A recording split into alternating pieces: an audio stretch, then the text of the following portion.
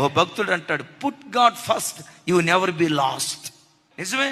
పరిశుద్ధ గ్రంథమైన బైబిల్లో అనేక మంది సూర్యుడు ఉదయించక మునిపే పడకల మీద నుంచి లేచి వేకువజామున ప్రార్థన చేసి చరిత్రను మార్చే చరిత్రకారులుగా మారిపోయారు.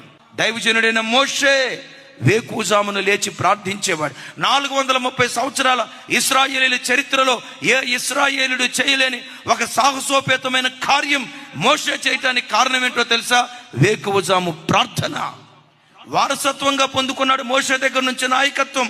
యెహోషువ కృప ఏంటో తెలుసా?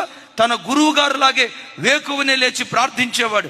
ఎంత కృప పొందుకున్నాడంటే మోషే చేసిన పరిచర్య కంటే రెట్టింపు మహిమ కలిగిన పరిచర్య చేశాడు. మోషే నాయకత్వం కనాను దాకే తీసుకొచ్చింది. యెహోషువ నాయకత్వం కనానులోనికి తీసుకొని వచ్చింది. ఆ వంశ పరంపరలో పుట్టినవాడే దావీదు. వేకువజాము ప్రార్థన అంటంతో దావీదు ఎలా ప్రార్థన చేసేవాడు తెలుసా? తూతు మంత్రంగా ప్రార్థన చేసేవాడు కాదు.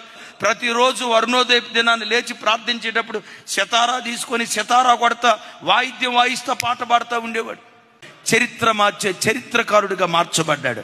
హిజ్కియా వేకువజామున లేచేవాడు. యెహోషాపాతు వేకువజామున లేచేవాడు. వీటన్నిటికి మించి మన ఆరాధ్య దైవం, మన గురువు, మన నాయకుడు, మన మార్గదర్శి యేసుక్రీస్తు వారు ఇంకనూ చీకటి ఉండగానే పెందల కడనే లేచి ఒలీవ కొండకు వెళ్ళి ఏకాంతంగా ప్రార్థన చేశాడు. చరిత్ర తిరగరాసిన చరిత్రకారుడిగా ప్రభు మారిపోయాడు. నేటికి చరిత్రను రెండుగా విభజించిన ఏకైక శక పురుషుడు ఆరాధ్య దైవం ప్రభు అయిన యేసుక్రీస్తు వారు.